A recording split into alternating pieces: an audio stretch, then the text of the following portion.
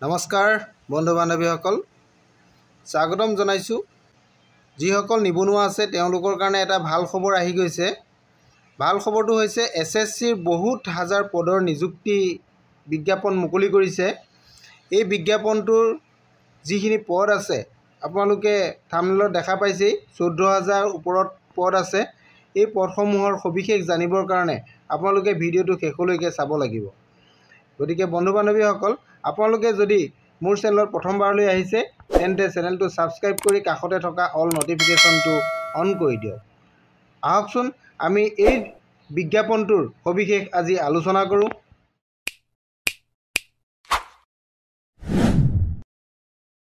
নমস্কাৰ বন্ধু বান্ধৱীসকল, আপোনালোকে বিজ্ঞাপনটোৰ সবিশেষ জানিবৰ কাৰণে ভিডিঅ'টো শেষলৈকে চাই থাকিব। বিজ্ঞাপনটো আপোনালোকে ইয়াতে হেডিংটো নিশ্চয় দেখা পাইছে যে SSCৰ পৰা 14,582টা পদৰ নিযুক্তি যুঁজা চলিছে। ইয়াৰ নটিফিকেশ্যন অলৰেডি আউট হৈছে। ইয়াৰ আবেদনৰ অন্তিম তাৰিখ আপোনালোকে ইয়াতে চাব পাৰিব 4 জুলাই। গতিকে 4 জুলাইৰ ভিতৰত আপোনালোকে আবেদন কৰিব লাগিব। যিহেতু 14,000 ওপৰত আছে, গতিকে ইয়াতে সকলো নিবনুৱাৰ কাৰণে এটা ভাল খবৰেই আহিছে। গতিকে আপোনালোকে এই পদসমূহৰ কি পদ আছে ইয়াৰ সবিশেষ চাওক। মই আপোনালোকক দেখাবলৈ চেষ্টা কৰিছোঁ। পদৰ নাম আপোনালোকে চাব পাৰিব। যিখিনি পদ খালী আছে পদসমূহ হৈছে গ্ৰেড বি পদ আছে। গ্ৰেড বিৰ আপোনালোকৰ যিখিনি পদ আছে এই পদখিনি চাওক। এছিষ্টেণ্ট ছেকশ্যন অফিচাৰ আৰু আছে ইনস্পেক্টৰ অফ ইনকম টেক্স।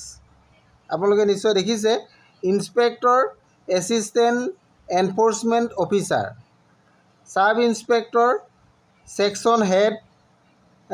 আপোনালোকে এই পদসমূহ নিশ্চয় দেখিছে। আৰু আছে আপোনালোকৰ বিভিন্ন ধৰণৰ পদসমূহ আছে, আপোনালোকে চাই যাব পাৰিব।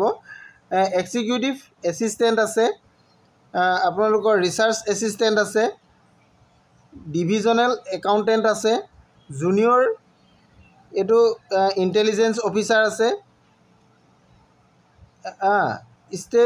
ষ্টেটিকেল ইনভেষ্টিগেটৰ আছে, অফিচ ছুপাৰিণ্টেণ্ডেণ্ট আছে। এইখিনি হৈছে আপোনালোকৰ গ্ৰেড বিৰ পদ। আৰু গ্ৰেড চিও পদ আছে। গ্ৰেড চি পদসমূহ আপোনালোকে চাব পাৰিব। গ্ৰেড চি পদ আছে, আপোনালোকৰ অডিটৰ আছে, একাউণ্টেণ্ট আছে, টেক্স এছিষ্টেণ্ট আছে, ছিনিয়ৰ এডমিনিষ্ট্ৰেটৰ আছে। আপোনালোকে পদসমূহ নিশ্চয় দেখা পাইছে। ক্লাৰ্কৰ পদ আছে, আপাৰ ডিভিজন ক্লাৰ্ক আছে। তেনেধৰণে পদসমূহ আছে। এই পদসমূহৰ কাৰণে আপোনালোকৰ ইয়াতে বয়সৰ কথাটো উল্লেখ আছে, আপোনালোকে চাব পাৰিব। বয়সটো 18 বছৰৰ পৰা 32 বছৰৰ ভিতৰত হ'ব লাগিব। ইয়াতে গভৰ্ণমেণ্ট ৰুল মতে যিখিনি কেটেগৰী আছে, কেটেগৰী ৱাইজৰ ৰিলেক্সেশ্যন পাই যাব। এইটো গভৰ্ণমেণ্টৰ যিখিনি ৰুল মতে আপোনালোকে ৰিলেক্সেশ্যনটো পাব। আৰু এইখিনি গ্ৰেড বিৰ কাৰণে 18ৰ পৰা 32লৈকে।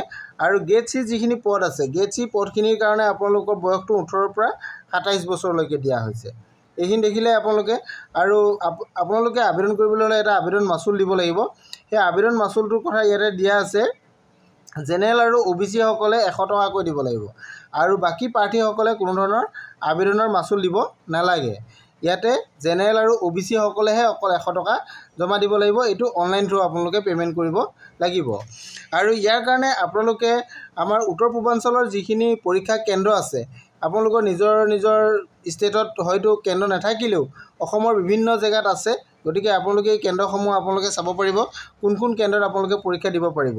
আপোনালোকে চাব পাৰে অসমৰ নিচেই ওচৰত আছে ইটানগৰটো আপোনালোকে কেন্দ্ৰ হিচাপে ল'ব পাৰে, বা ডিব্ৰুগড় ল'ব পাৰে, গুৱাহাটী ল'ব পাৰে, যোৰহাট, শিলচৰ, ডিমাপুৰত আছে, ডিমাপুৰ কোহিমাত আছে, শ্বিলং আছে, ইম্ফল আছে, আগৰতলা আছে আৰু আইজল আছে।